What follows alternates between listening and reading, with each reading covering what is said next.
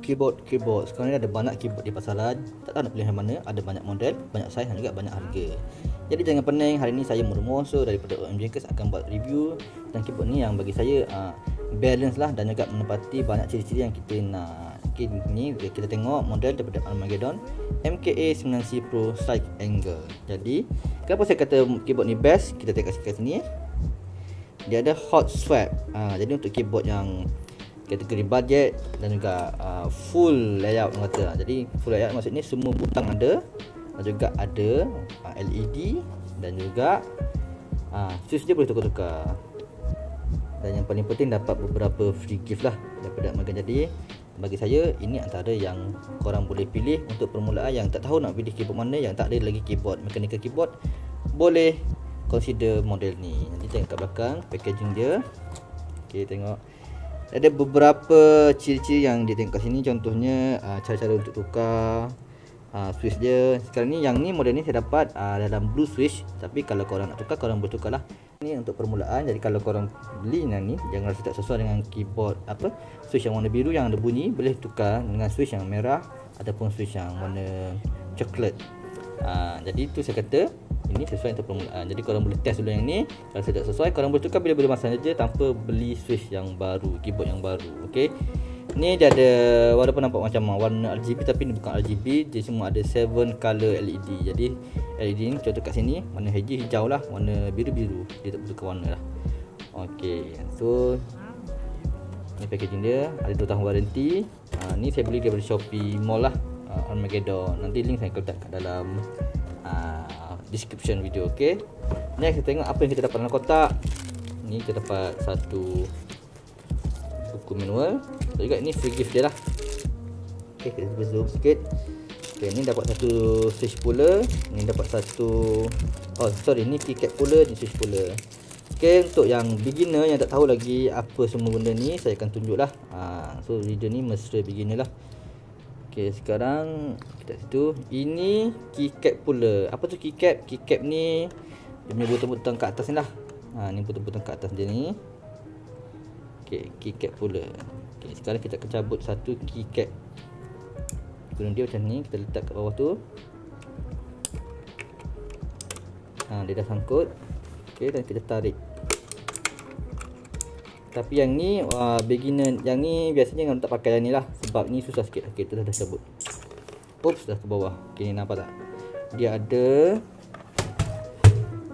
ada macam lurah sikit kat situ. Okay, so bila kita tekan kat bawah tu, dia akan tercabut lah. Okay, ni apa pula ni? Ni adalah switch puller. Nampak? Ni pun ada cangkuk juga. Okay, cangkuk ni kita buka.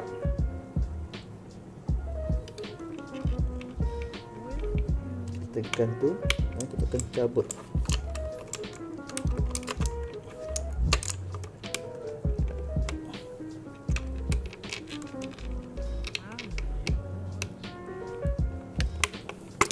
Okey, dah tercabut.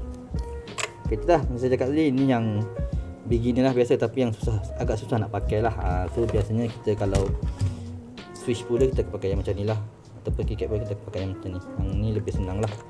Okay, kalau yang ni senang, kita akan masuk dalam tu dan terus cabut.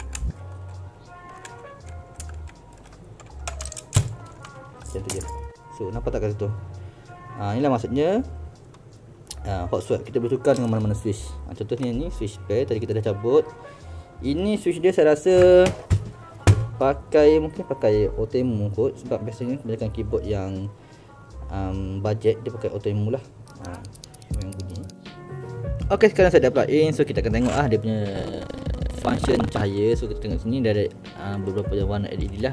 So semua LED ni dia individual by key. So maksudnya setiap satu key ni dia ada LED masing-masing. Nampak tak?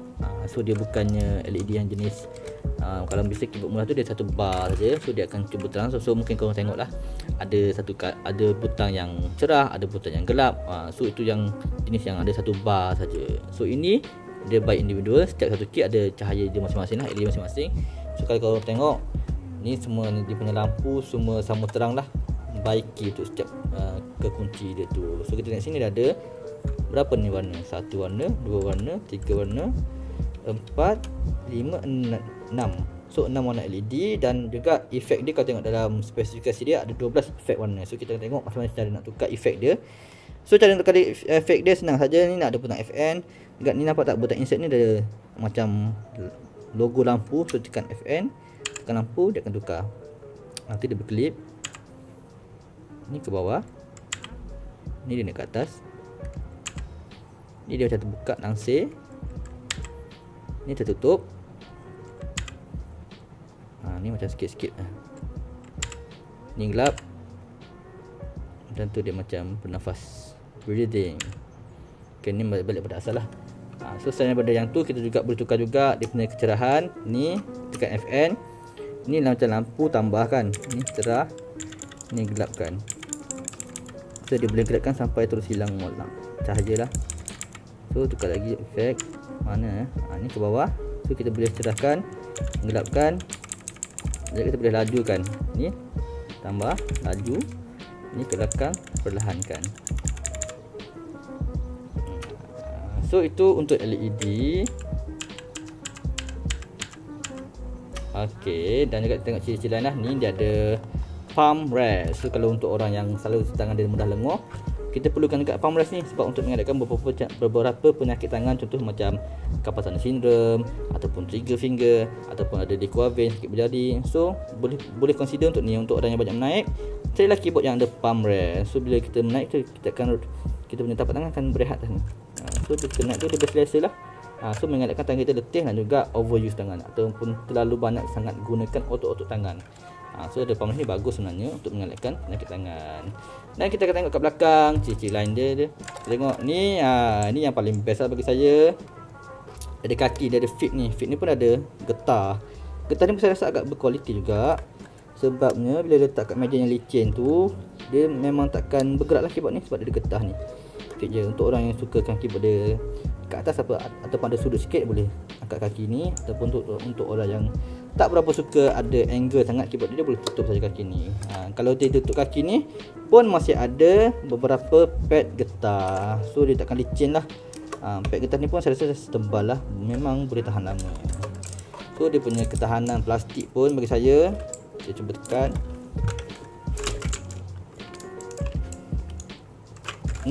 Agak keras juga. Ni saya tekan